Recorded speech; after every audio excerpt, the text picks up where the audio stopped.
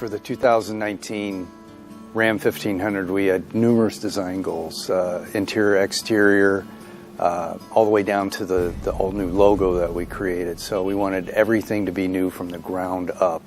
So what the customers will notice on the 2019 Ram 1500 is proportions. That's first and foremost the thing they will notice from a distance. And a lot of that is due to the credit of the 4-inch larger crew cab, which translates into a longer wheelbase, longer overall length.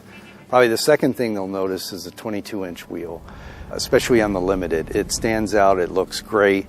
There is no crosshair on the new truck. It's an RAM grille on the front and a ram's head on the tailgate. I think it really freshens the design and kind of really moves it forward. Each price class has its own grille aesthetic. Some are variations of others, and then you have different colors and different finishes. If you go to the body side, especially on the two-tone, you can see the two-tone line has a interlocking shape with the body side molding and the shapes above. Same thing when you go to the rear. You can see it in the tail lamp design. It actually is kind of more of a horizontal statement in the headlamp design. I think it makes the truck look more integrated versus just a layering effect of different elements. When you look at the Limited and you look at the Rebel, we call them the Beauty and the Beast. And I got to thinking about the new aesthetic for the new Ram. It's brutish, but at the same time, it's beautiful, and so we kind of came up with Brutiful.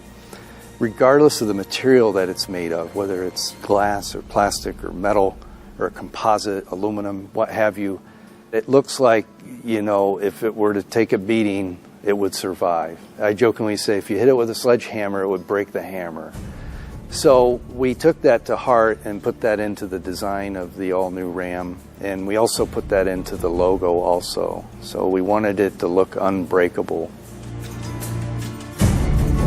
It's all about more. It does so much more than today's truck and than what the competitive set does. So much more storage, more content, more feature.